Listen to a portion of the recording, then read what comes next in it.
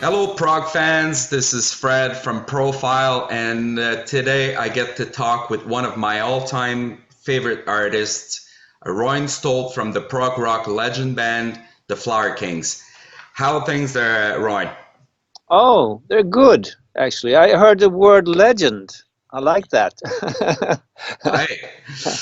I don't feel. Here in Canada, Quebec, it's pouring rain for Halloween's Day. How's the weather over there?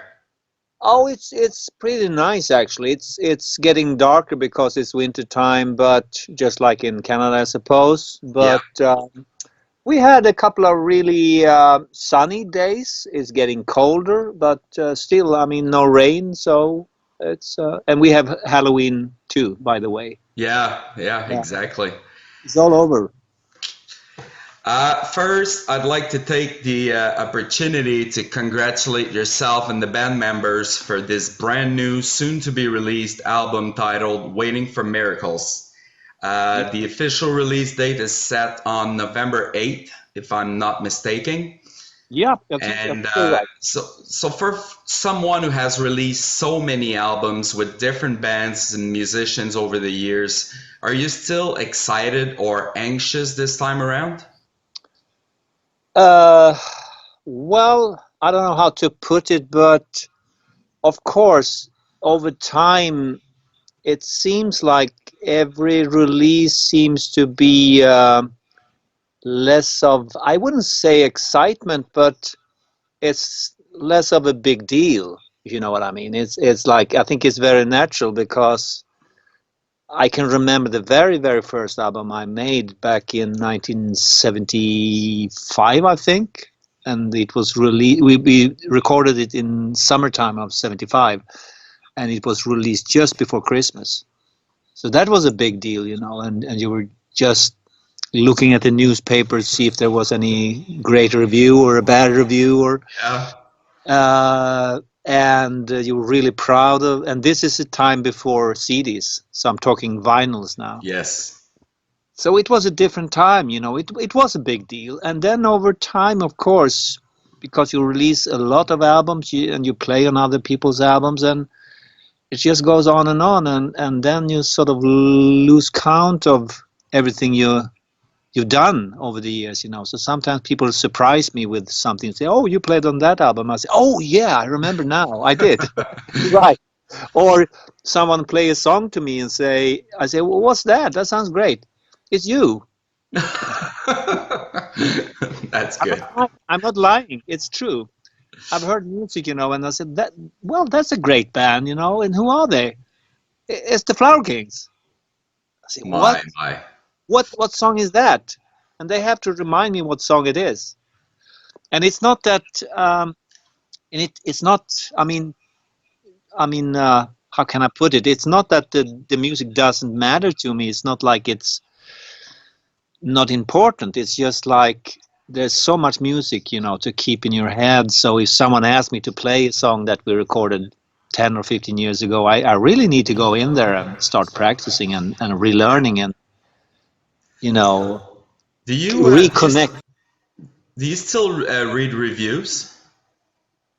I do in the beginning. So I read a couple of really good reviews from the new album, and then I just let it go. Yeah. You get a feel for, will this one fly or will it not fly, and you can tell within like the 5 or 10 first reviews. And we're lucky because I've seen up to till now is really good reviews. Oh So yeah. Yeah. obviously this album will fly, which is good. I'm happy. Yeah. Big time. 15 new tracks, double album, recorded at the RMV studio in Stockholm. Most of the time, progressive rock is about serious matters, topics, melancholy, sadness. What about the concept behind waiting for miracles? Because I think it's somewhat different. Well, I first of all, I wouldn't say there is a concept unless everything is a concept, or life is a concept, or whatever a certain person is a concept. Or But the main theme. Yeah. yeah, yeah. I mean, it's whatever comes. If we're talking now about the lyrics, I suppose. because Yes. the music is something different. That's another. I mean, that's another way of creating. But as far as the lyrics, it's something you sing about, something you want to tell the world, your opinions, or you want to create something that just sounds good or great. That's a possibility too. But I think for this album, going back to how it started as far as the lyrics, it was a little bit different than previous albums because normally I would write the music first. Most of the time, the music comes first, and then I sit down and listen to what I have, and I you know, get some idea about what I want to write about, or something just comes in my head. You know, have breakfast in the morning, and I get into the studio and start picking out the song and see if I can sort of match the lyric idea with the music. But for this one, it was different because we had the music, and in my case, I had probably something like 80 bits or pieces of music that Wow. could, yeah, it's a lot, but this is not something I've been writing over the the last year. This is something that's collected over probably 10 or 15 years, you know. It's just been a mess, you know, lying around in my computer, and I need to make some kind of a catalog of over the music that's in there, you know, because there's always good bits and pieces that could be used in new music. So when I had a little bit of time last winter, I just sat down and looked through this, and I sort of collected bits and pieces of music, and then when time came to, you know, to book the studio and to start sending out music to the other guys to see what they have, and they could see what I had, then I felt I couldn't really send just instrumental stuff because I don't trust that people, even these guys are great, they are smart guys, but if you get just like lots of instrumental music, it's sometimes difficult to imagine what it could be with the vocals or the lyrics. So I just sat down with what I had in terms of music, and I just put on a microphone and started spontaneously to sing, you know, whatever came into my head at Wow. the time. So I would say a lot of the lyrics that's on the album, and even I think certain things even stayed from my demo. Uh, uh, the very first sort of idea that came up, you know. So I didn't even write it down. I just sang it into the demo, and then I sent it out to the guys. And once we got to the studio, I had, of course, I needed to sit down and listen and take out a bit of a piece of paper and a pen and write it down.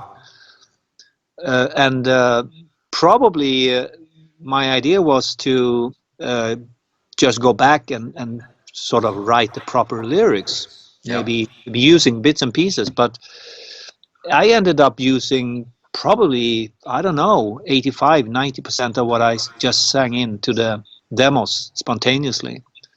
And I even asked Zach, who is an American and should know the language, of course. I Yeah. asked him, I sent it over to him and I said, have a look at this and see if there's probably like lots of errors and things that isn't doesn't make any sense to you. And he listened to it and came back and he said, well, there's just like, I think there's some one or two grammatical things, you know, that we need to change. But I learned to listen to this so much, he said, so and I like it, and I think you shouldn't change anything because this is now the song, you know. So that's the way it went this time, you know.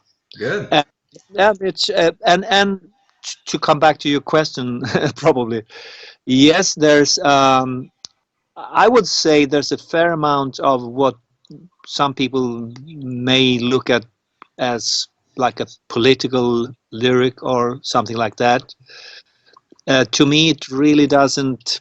I don't know. I don't see it that way. I see it more like whatever reflections of, because we are here now, and whatever you do, if you turn on the radio, or if you turn on the television set, or you open your computer in the morning, you're gonna see something, whatever. There's Donald Trump saying something, a strike of genius again. It's like it's all over. It's happening in Europe. I mean, with the Brexit, it's happening in Sweden. Lots of you can feel lots of right wing movement here. And it's happening lots of injustice all over the world, and lots of I mean, things like uh, um, we have. Well, at least in Sweden, a big debate about the environment, and how can we stop the global warming, and then what's going to happen in 5 years from now, from 10 years from now, etc., etc. Yeah. So we have all that, and this is on daily basis. So there's no way you can turn away from it. No. This is the topic. This is the stuff that we discuss.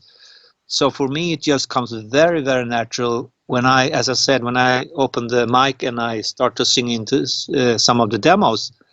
It's just whatever was in my mind at the time, and this is what we have, and this is I wouldn't say it's not like a big difference from some of the other Flower Kings albums, but it's here and now, Yeah. and it's us, it's me. Exactly.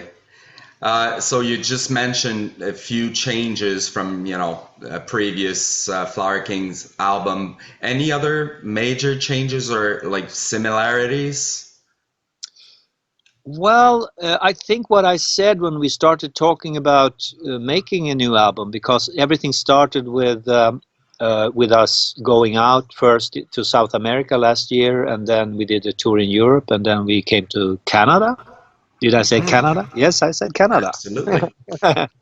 And we did a few festivals this summer and stuff like that. So it just felt like, okay, we've been out now for a while and playing the old songs, so we should probably do a new album, because everything felt good, and the new guys in the band are really, everything comes together really nicely, and then uh, it just yeah, I mean, we just had to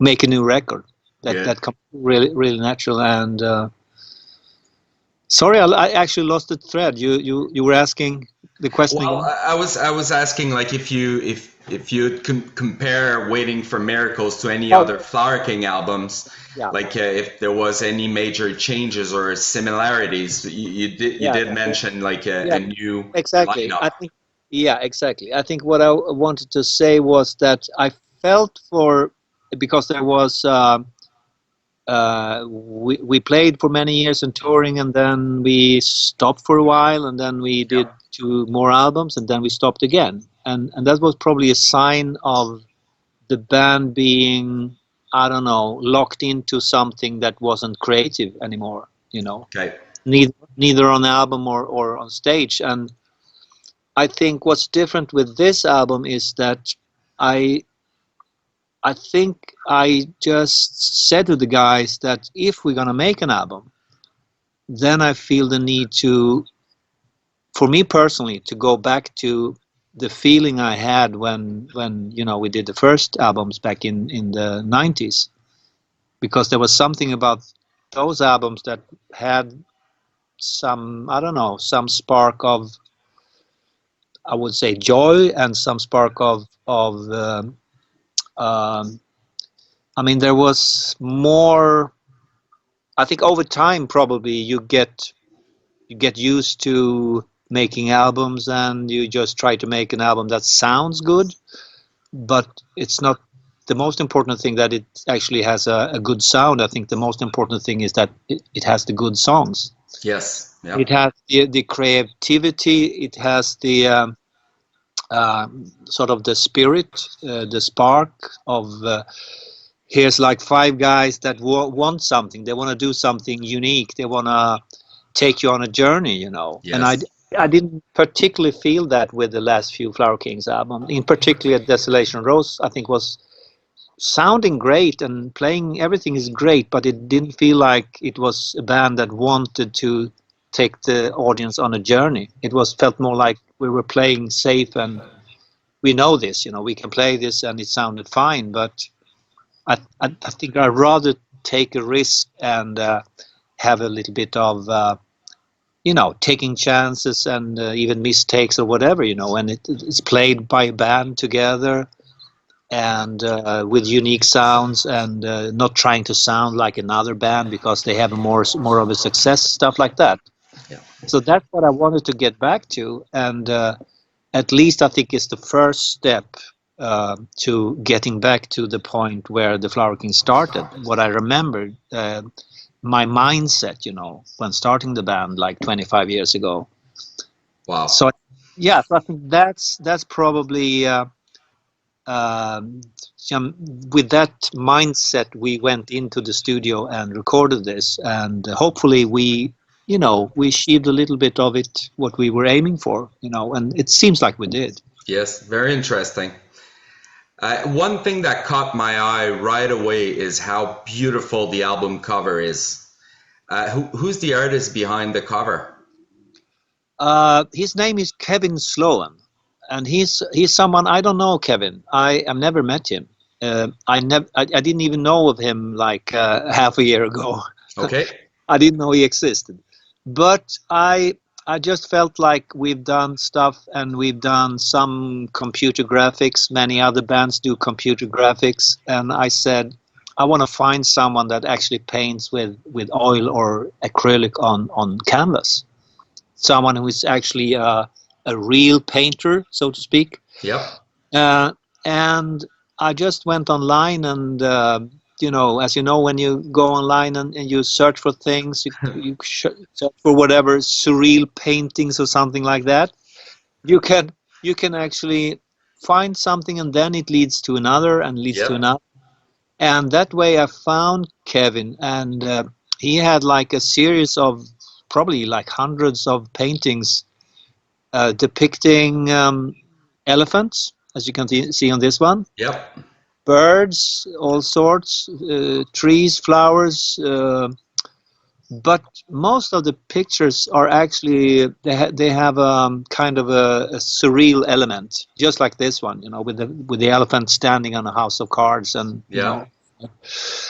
Um, and I just went through his artworks and picked a few of them, and then contacted him and said, "We're a band from Sweden. We play progressive rock. You have probably not heard of us, but we're making this album, and I really love your art. And how do you feel about contributing?" And then he said, "Well, do you have a website, something I can listen to?" So he was sort of concerned that he would like the music, or at Yeah. least wasn't some kind of music that he didn't sort of approve. But he came back within, I think, or probably the next day and said, "Oh, I listened to the music. It sounds great. You know, I'd love to contribute." And so Wow. that's the way it went, you know. And yeah, and all the band members liked it too, and the record label liked it. So we were all in agreement. And it seems like now that all the people I talked to, the journalists and reviews and everything, seems to be we seem to be in agreement about the elephant on the house of cards. Absolutely. Yeah. Now, about the band's musician lineup, we quickly noticed two important changes. Miracle De Maio on drums and Zach Kamens on keyboard. Can you briefly expand on these changes and what these two great musicians bring to the table this time? Well, the changes came about, as I told you, I think there was a gap of 4 years or something like that. And there, I think there wasn't honestly any plan for me to go back to doing anything soon with Flower Kings, or the, you know, that in any shape or form, I think. Because I was starting to work on an album together with John Anderson, which was fun. And in the middle of that, I got a call from Steve Hackett to be his bass player. So I went out with Steve for a year, and then came back and finished the album with John, and then we started a band called The Sea Within. Yep. So I had lots of other stuff going, and then out of the blue came this request for us to go to South America and tour in Europe, and I said there is no band, you know. So the band as it is now was put together mainly to just go out and do the tour in South America and to tour in Europe, and that's it, you know. Okay. So I found them. I think Mirko was someone who I had seen, I think, on Facebook. He had put on up videos of him drumming, and I thought, oh, that's great. So you know, you put like a like on it, and then he came back and said, oh, Flower Kings, the Transatlantic, I love your music, etc. So if you ever need a drummer, call me, which I did. But Great. that was like probably like almost a year after I first heard him drum, you know, and like what he did. And he seemed very dedicated to music in general. I think that's I'm not looking for guys who want to party, if you know what I mean. I'm looking Yes. for musicians that want to really dig deep into the music and do their thing. And Zach was someone I knew actually since 10 years back because I was asked to produce an album with Zach 10 years ago, Okay. which I did. And he was at the time, I think, 20. So he was just a kid. And I helped him and a friend to produce an album. And the next album they did, because they're just two guys that have did something for Guitar Hero, you know, the game. Yes. Yep. Yeah, and they made some decent money from that, and they wanted to invest it in their own album, you know, and so they hired me to be their producer, and that's how we got to know each other. Wow.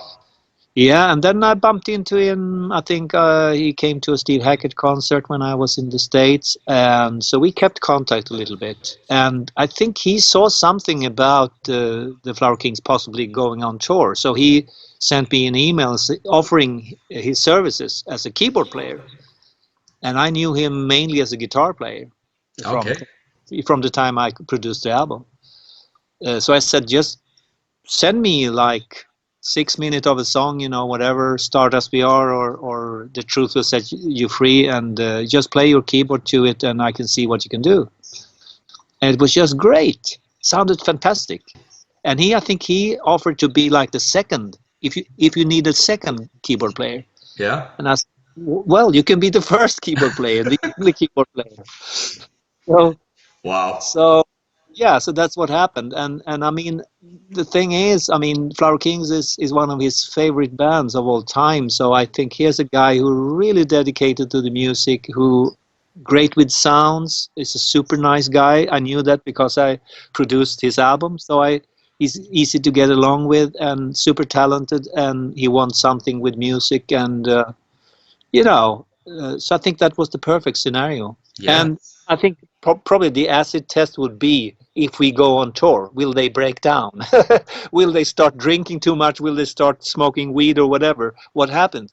When you go on tour, things can happen, you know. Or they just Yes. get bored with playing the same songs, or you never know. But it just turned out to be great, and we're still here and working, and they're so enthusiastic, and I think now it was just like, I don't know, just like heaven sent that they just came into the band, because I think the band is something different today than it was 10 years ago.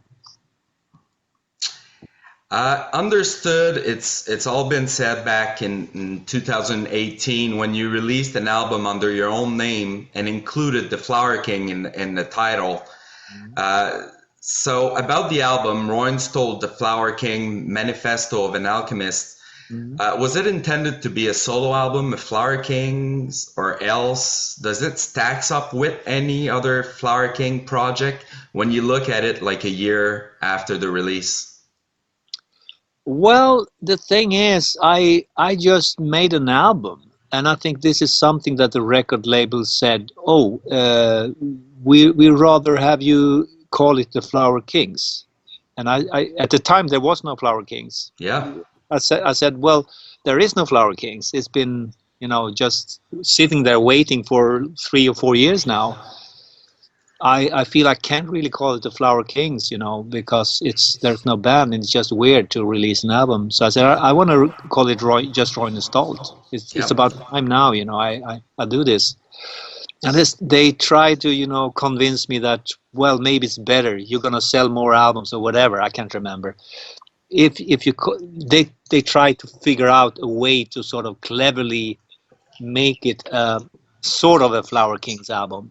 And they said, well, since you have Jonas on there, you have Michael, you have Hasse singing on it, and Zach is actually on it too, playing on one song. But I mean, I had other people. I had Marco Minnemann playing the drums, so I was sort of in the middle of everything, and I just picked some friends, some musicians that I wanted to record with, and I made some music, and very quickly actually, and and I wanted to release it, and I just went along with whatever Sony or Inside I wanted to do, and when I look back at it now, I think it caused a bit of confusion because people think, oh, so was that a Roine Stolt album? Was it a Flower Kings album? It doesn't matter. It's an album, Yeah. It's yeah. So and we actually went out and play after that, but we didn't play any song from it, which is kind of odd, But who knows in the future? We'll see. Now, two questions about the music industry. First, where do you position yourself with regard to like the Spotify's, the YouTubes, etc., etc.? In 2019, can we still do it without it? Like, what do you think? I think I don't really know enough to say if things like Spotify is good for me or not good for me. Okay. I I can say I probably haven't released an awful lot of money. I've received a bit of money, but I can't really detect if the regular sales of albums or if it's there's other streaming services too, And I've actually received checks from United States from streaming services just out of the blue, So it's like very positively, okay, so you want to give me money? Yeah. Okay, here's the bank account, and so that's all good, but I can't really tell because I'm guessing that, I mean, things like Spotify in the big picture, yes, it makes some money for for the really big artists, of course it makes some money, but even for them, I suppose it's not enough. It's not enough. I mean, it's like there's someone making money out there, on other people's work, Yep. So it doesn't matter if it's Fleetwood Mac or the Flower Kings or Kylie Minogue or whatever, It's there's someone skimming, money that belongs to us, that should go to the musicians or the writers. But I'm by a long stretch no expert in that. I Okay. think what happens is that when you get paychecks from like the companies, like in Sweden we have STIM and Yep. NCB. When you get money from them, and in my case, actually, well, it's part of my yearly wages. I wouldn't say I can live only from that, but it's a big part of it. Okay. Possibly because, yes, I have released many albums since 1975. So it's all the Kaipas, it's all the Transatlantic and the Anderson Stolt, all the Flower Kings. So all together, yes, it makes me a lot of money. And where things like Spotify comes in to that picture, I don't even have the time to investigate, if you know what I mean. I see what you're saying. Yep. I mean, like the big artists, they can hire a lawyer, someone that knows that kind of thing, as far as like royalties and rights and that. But I can't really do that, so I just happily sit here and take whatever money I can get from it, Yeah. which is fine. So I don't complain, but I do understand that some people think it's robbery. I do understand what they mean. Uh, great, great answer. Progressive rock, from many people's opinion, was at its best back in early 70s. In the 80s, 90s, it was tough. Only a few bands were able to survive and kept on writing prog rock songs. What about nowadays? What do you think about genre versus genre? And are you proud to be labeled as a progressive rock artist? Oh, surely. I mean, I have absolutely no problem being labeled as prog or progressive rock. Whatever they want to call it is fine, you know. So that's not a problem. And uh, also, maybe I don't know if I'm the right person to ask, but I I feel that what I do now and the way I can, as I said, the way I can actually earn money today, I can't really compare to when I was 20 years old, you know, and starting out in Kaipa, because I didn't have much money. I think no one had, you know. Yeah. You can really get paid any decent money at that time in the 70s. We just went around and playing many gigs. I was probably playing like 150 shows a year. Wow, wow. Just insane. But we didn't make much money on any specific show. And even when you were playing radio or TV, it wasn't any good money coming from it. But we survived. But today it's different. So when I hear musicians say, "Oh, it changed. I can't survive on music anymore," for me, it's the opposite. Okay. I couldn't survive on music in the 70s, you know, but I can survive on music now. It's not like I live in a big mansion. It's not like I'm driving super fancy cars, but I have everything I need. I have a nice studio. I have all the instruments I need. I can eat anything I want. I can go on vacations. So, in general, life for me right now, or the last 10 years, is anything I can ask for. And the rest is just like extravaganza that I probably won't need. So, for me, I don't complain about the situation right now because I think everything for me and for the band, for the Flower Kings, everything has gone in the right direction, and uh, I just hope it stays that way, you know. And then you can, of course, find stuff that could be better, you know, in terms Yeah. of conditions and things like Spotify and all that, you know.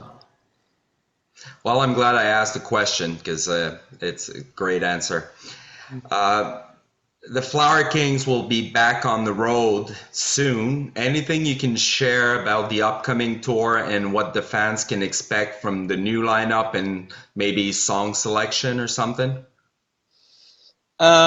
Well, I'm not sure I can go into detail, Yeah. but what we will do is obviously like any band, you know, you go to a concert and you expect to hear, well, the old songs, the hit songs, Yep. the songs that people have memories to, you know. So if you go see Roger Waters, you want to hear some Pink Floyd, and he play like three or four songs from his new album, which is, by the way, great. But Yep.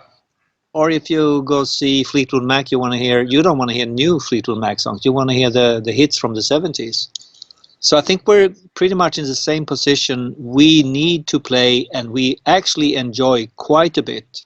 And also because we have the two new members, so Zach and Mirko, they really love playing the old songs that Hasse and me and Jonas have been playing for a long time. Yes. Yep. So we will play that, you know, stuff from Start As We Are and Unfold the Future and from Space Revolver and stuff.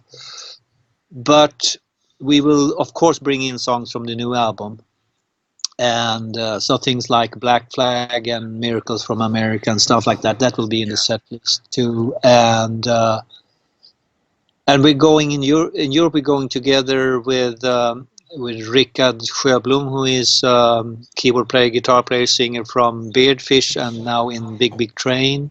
I think Yep. they're out now actually in England doing a tour in England. Yes. And a Russian band that's called I Am the Morning, which is Absolutely. yeah, and Love it. great. So I think it's a very nice combination. I think with Flower Kings probably providing more of the rocky, heavy side of things, and I Am the Morning is more like chamber rock or Yeah. bit of classical. Melodic. Yeah. and Rickard will provide a little bit of everything, some acoustic stuff, and probably will join us on a few things too. So Wow. that, yeah, so that's what we're doing, and then in January we're going to Japan for 2 shows, and after that, let's see, we're coming back to Canada. Right. Hey, Yeah, I'm happy about that. yeah. So we come back to Canada. Before that, we're on Cruise to the Edge, of course, which is I don't know where the boat goes from where to where, but it's in the Caribbean anyway, and Yeah. anything you can think of in terms of progressive rock. And I'm glad to see that this year they have stuff like Simon Phillips with his band, Steve Lukather with his band, so they're sort of mixing up a little bit, which I think is. Yes. And last year they had younger bands like District 97 and Marvin and these guys, and I think it's great to see not only the old elephants, so to speak, like me, or even older, like Yes, or Yeah, but they want to see you, right? So, I know, but I think it's just like a great mix having Yes and Steve Hackett and Stickman and these guys, we're sort of seasoned guys, and then they're bringing in a little bit of not particularly prog, but it's just good music. Like Simon Phillips, I've seen him a couple of times. It's just amazing, fantastic. yeah, I've been to 3 cruise, and just one is a trip of a lifetime for a progressive rock fan. It's just unbelievable. Yeah, This is our second interview, between Profile and yourself. So you probably expect what's next, a few more questions before I let you go. yeah, And sure, these questions, they require only one word or just a couple word answers. hmm So you're up for it? sure. I will try. Okay. Oh, you just say pass if you don't want to answer. All right, right. From Waiting for Miracles, any particular song on that album that describes quite well who are the Flower Kings in 2019? Uh, wow, that's well, Miracles for America, I think, is the right Love it. answer. Yeah. One word to describe Waiting for Miracles. Uh, Adventure. No, love it. Yeah. You've been around for many years, played with numerous different musicians. If you could pick one artist, dead or alive, that you would love to have a chance to play with, who would that be? I have this creeping feeling. I got this question. I said the same thing last time. What I think I said Paul McCartney, but I say it again. Paul McCartney. Yeah. Any chances that we will hear new Kaipa da Capo material in the near future? Uh, not not. I can't answer with one word. It's not the near future, but I think there might be something coming, but not the near future. Probably next year. Oh, okay. Well, that's quite near future. Yeah. It's quite Other near. than your own music, what was the last album you listened to? Oh wow. The last album I listened to. Uh, wow.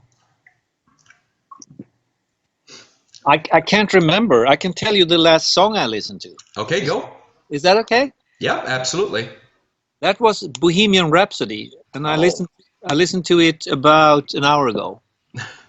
Yeah, that's a great because song. because it was up somewhere on the net, Facebook, whatever. Someone put something up, and I can see that it was played on YouTube like 300 million times. It's just insane. And I was thinking, wow, that's Yeah, amazing. I think it's one of the greatest pop songs, or of all time. But I agree. it's just amazing how many times, and probably because of the movie. But anyway, it's just can't even imagine so many people listening to this song.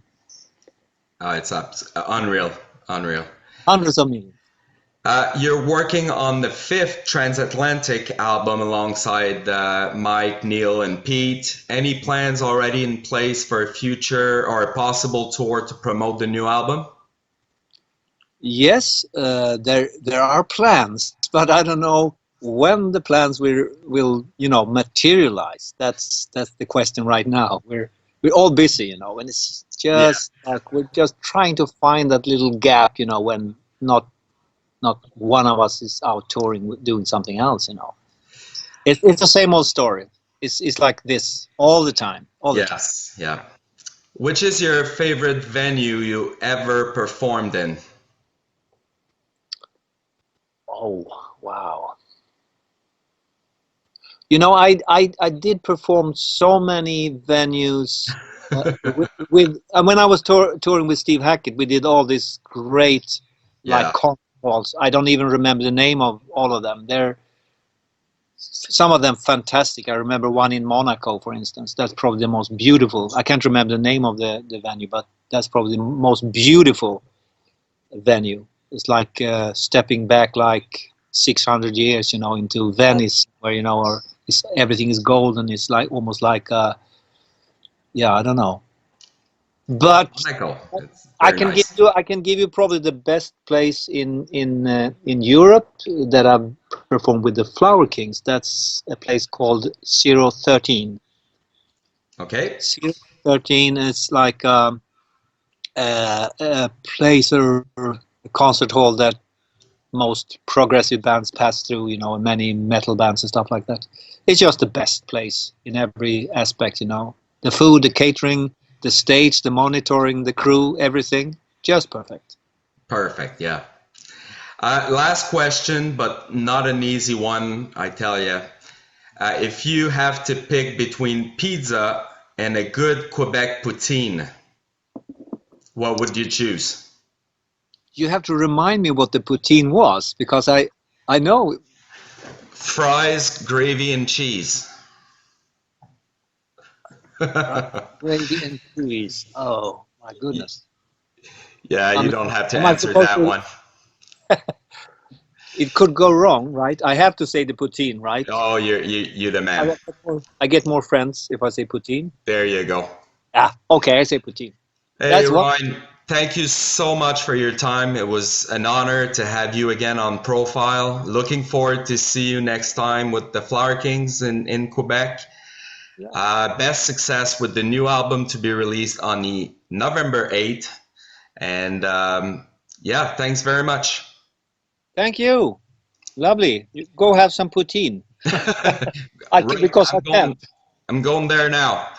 Yeah, yeah. Take good Okay. care, sir. Bye. Yeah. Thank you. Bye bye. Bye.